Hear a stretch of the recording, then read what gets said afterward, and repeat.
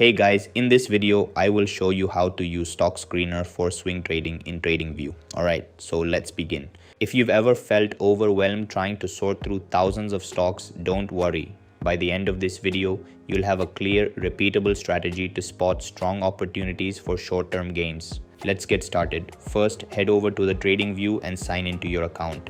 Then go to product section. Here move to screener tab and select stocks from here. This is where you'll filter and analyze stocks.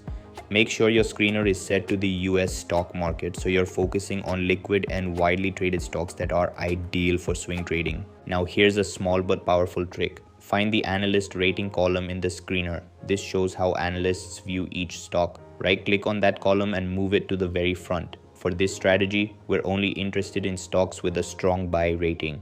This helps you quickly narrow down your list to stocks that already have positive sentiment behind them. Next, let's adjust the data to match swing trading timeframes.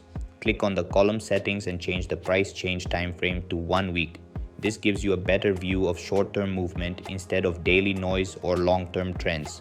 Do the same for the volume column, setting it to a weekly view as well. After that, click on the volume column header to sort it in descending order. This ensures the most actively traded stocks appear at the top. High volume is important because it means better liquidity.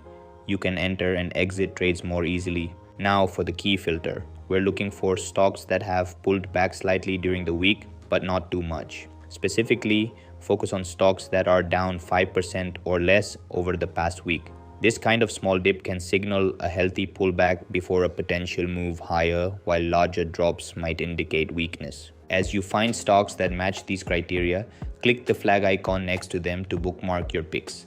Take your time here. This step is what separates a solid strategy from random guessing.